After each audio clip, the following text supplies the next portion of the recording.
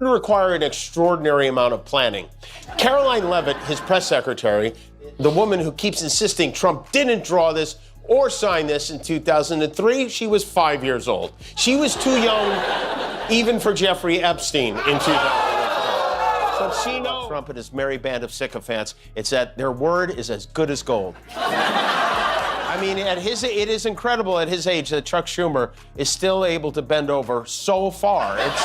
Imagine turning on your TV, expecting calm political talk, only to get hit with a full-blown verbal tornado from Jimmy Kimmel that tears through everything in its way.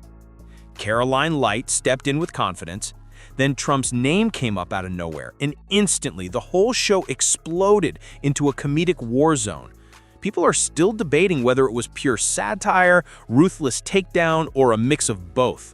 Stay right here, because once you hear what Kimmel said, you'll understand exactly why the internet won't stop buzzing. And to cancel his show came from executives at ABC. That has now been reported, and I can assure you it did not come from the White House, and there was no pressure given from the President of the United States. And how do I know that, Kaylee? Because I was with the President of the United States when this news broke in the United Kingdom. We were enjoying the beautiful and spectacular state visit that was put forth by the... Turns out all Trump had to do was threaten to starve poor people, and he got his way. I'm sure he'll never do it again, though. Picture yourself settling in for the usual late-night routine. Some light gossip, predictable punchlines, maybe even a cute clip of a kitten in sunglasses. And then, out of nowhere, the entire show veers straight into pure chaos.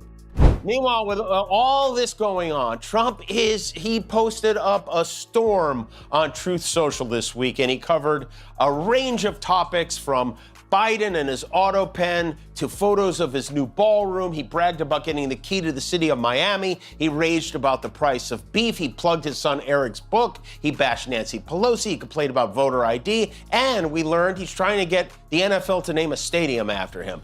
If you're enjoying this video, make sure to subscribe to the channel and tap the bell icon. Jimmy Kimmel comes charging out like someone just crowned him the chief officer of emotional destruction. The audience begins with polite chuckles, then suddenly realizes they've stepped straight into a full-blown live-fire comedy drill. And I actually brought this news to President Trump's attention. He had no idea this was happening. It was a decision that was made by ABC because Jimmy Kimmel chose to knowingly lie to his audience on his program about the death of a highly respected man when our country is in a state of mourning. Karoline Leavitt gets caught in the blast radius before she even finishes blinking. And just when it looks like the dust might finally settle, Trump's name gets tossed into the mix like a worn-out party prop that's already taken far more hits than it can handle. I saw Sean Duffy on Real World Boston. He was a contestant on that show, and I said to myself, you know what, someday that kid's going to shut down all of our nation's airports. And I was right. Trump has been desperately trying to convince anyone who'll listen that Democrats are responsible for the shutdown and that it has nothing to do with him trying to hide the Epstein files. The gaslighting has reached a fever pitch as Trump cuts off the supply of food to children, families, senior citizens, etc. But the camera wasn't ready.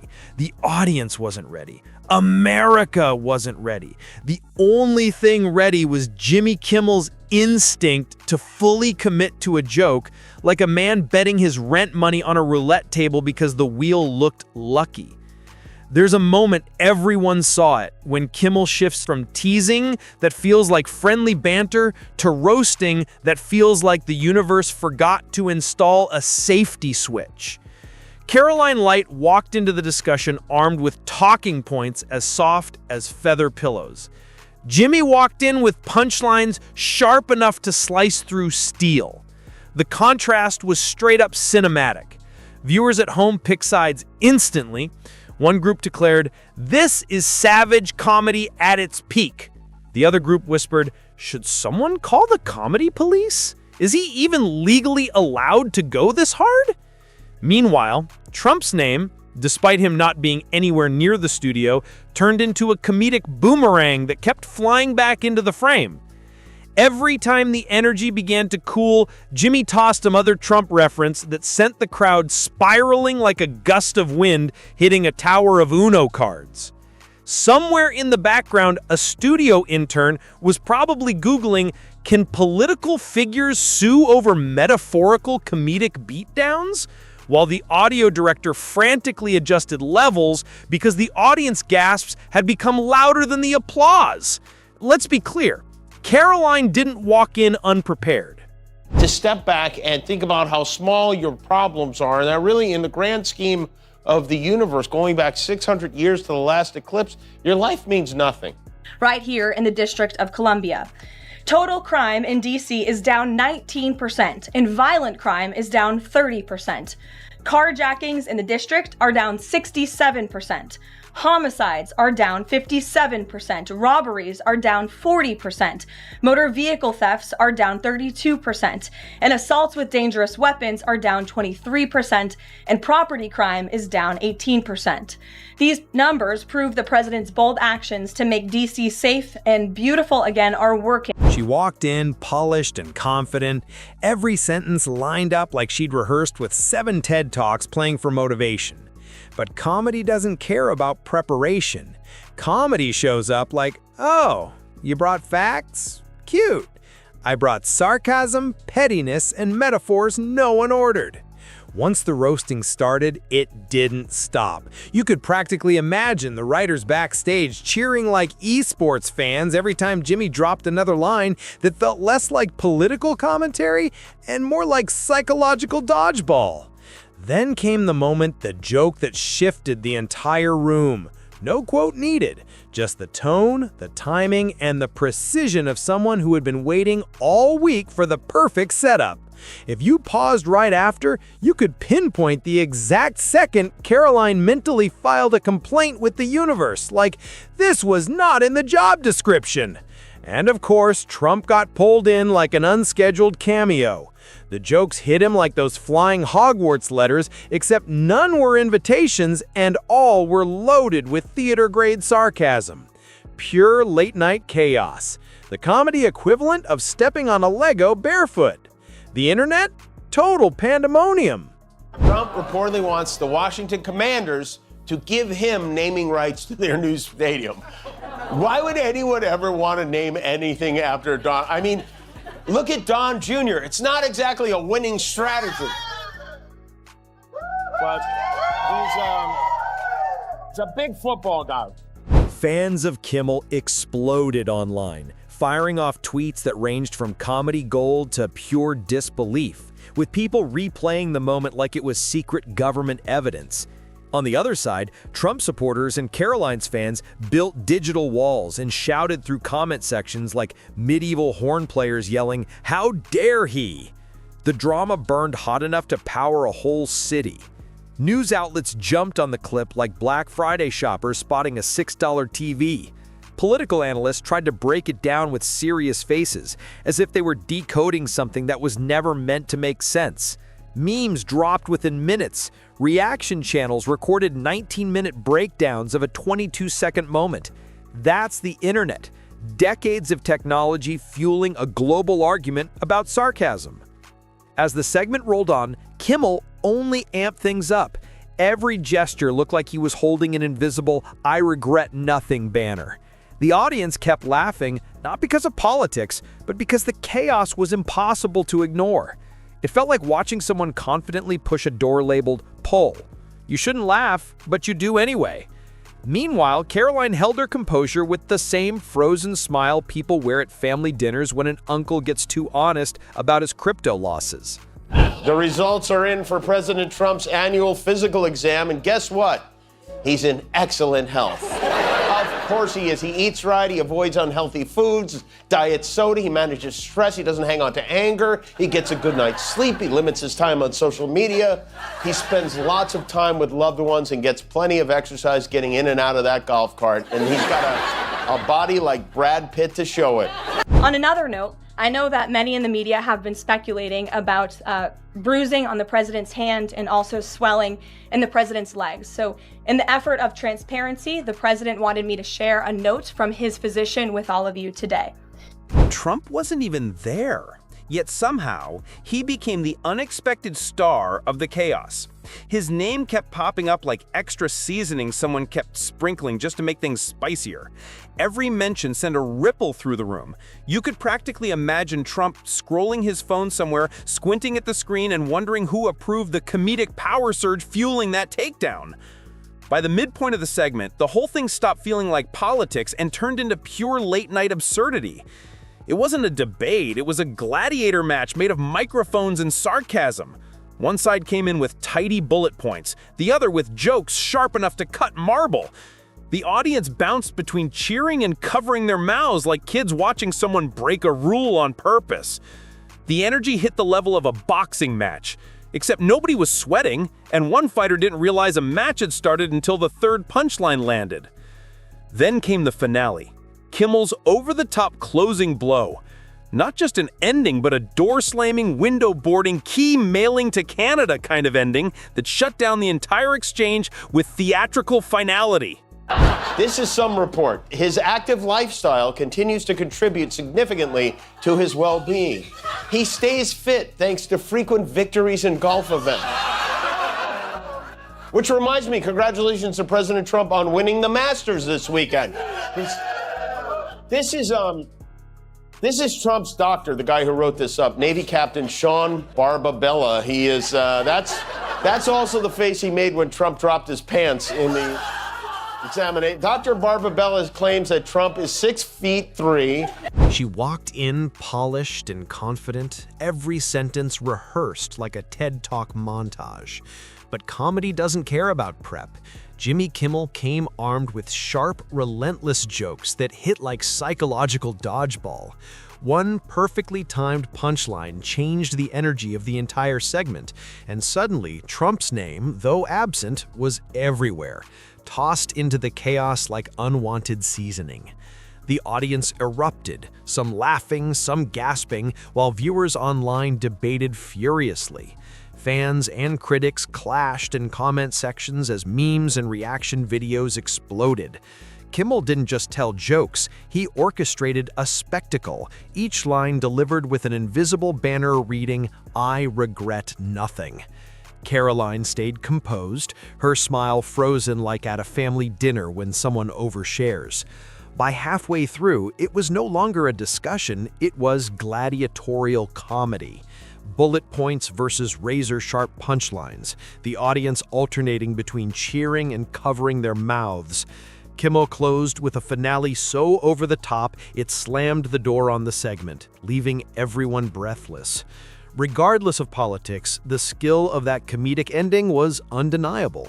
Reviewers called it everything from hilarious catharsis to chaos incarnate. Memes multiplied. Fans of all sides claimed victory or blamed aliens. But the real draw wasn't politics or punchlines, it was the spectacle. People replayed it not because it was logical, but because it was impossible to look away. They haven't even finished voting yet. Already Trump is calling our election unconstitutional and a giant scam, which are also adjectives some might use to describe him. He said the whole thing is rigged, and he said our election is under very serious legal and criminal review. He must be so much fun to play golf with, you know? To be fair, it's not like Trump doesn't care about people. I mean, he has a lot of empathy. He's feeling especially bad right now for the family of the newly decrowned Jeffrey Epstein pal, the now former Prince Andrew. Prince Andrew in the UK has had his royal titles stripped away because of the Epstein scandal. I know you're close to the royal family there. Do you have any thoughts on I feel very badly. I mean, it's a terrible thing that's happened to the family. That's been a... They replayed it because it was unpredictable. Karoline Leavitt walked in aiming to deliver her message professionally. Kimmel walked in aiming to entertain. When those two missions collided, the sparks were visible from space. Astronauts on the International Space Station probably looked down and wondered, what on earth is happening down there? For days, every headline and podcast boiled down to one question: was Kimmel fair? But fairness wasn't why the clip went viral. chaos was. People don't tune in to late-night TV for diplomacy. They tune in hoping someone says the thing everyone's thinking, but no one dares to. Kimmel delivered it like a flaming pizza through a window. Messy, dramatic, unforgettable. Karoline, meanwhile, earned a different kind of respect. She didn't fold under pressure. Facing a comedian armed with relentless jokes and zero mercy and still finishing the segment composed deserves recognition, agreement aside. To delay SNAP benefits to the 42 million Americans who need them until the shutdown is over. And then his press secretary had to go out there and walk that back because he legally can't do it. It really is amazing. The president says one thing, the White House says another entirely different. It's like the one hand doesn't know what the other tiny, bruised, makeup-covered, greasy, genitalia-grabbing, Sharpie-stained baby hand is doing. And also, hey, you just think about how cruel a person has to be to cut off food to 42 million people. Trump's presence, intentional or not, became the fuel that sent the clip viral. Every reference, every exaggeration made viewers lean in like judges at a talent show, judging a performance no one expected. His imprint turned a funny TV moment into a full-blown cultural flashpoint. Beneath the chaos, there's a simple truth. People love spectacle. Not because they're cruel or obsessed, but because drama entertains. Whether you cheered Kimmel or defended Karoline, rolled your eyes or replayed it 10 times, you watched, you reacted, you felt something. That's show business. The clip didn't win the internet by changing minds or solving debates. It won because it entertained so loudly, the whole country noticed. The jokes weren't the point. The reactions, the outrage, the laughter, the tension, that was the point. Every side left convinced they'd won. And that's peak late-night TV. And posting photos of his awesome new toilet renovation at the White House. You know, it's important to remember, he's not just the president, he's also your most annoying friend on Instagram. According to a new poll from CNN, Trump's approval rating is at its lowest point since he retook office. It's at 37%, which happens to also be the same percentage of neck he leaves unspray tanned. His disapproval rating is 63%. And what do you do when you have a terrible approval rating? You throw the most ill-timed, tone-deaf Halloween party imaginable. Kimmel got his viral moment. Karoline got national attention. Trump stayed in the spotlight without even showing up. And viewers got the kind of absurd political theater that keeps YouTube channels alive and comment sections burning. No matter your politics, one thing is clear. Nobody will forget that segment. Not for the topic, not for the outcome, but for the spectacle.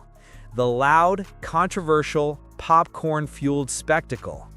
It's a perfect snapshot of our times. Politics and comedy fused into a wild entertainment genre no one asked for, but everyone keeps watching. Days later, we're still talking about a roast that was supposed to be a conversation, replaying it like detectives hunting clues.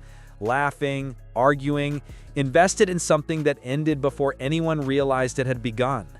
And don't worry, someone, somewhere, is already planning the next moment of glorious chaos. We'll all be back, popcorn in hand, pretending we're here for politics, when really we're here for the spectacle.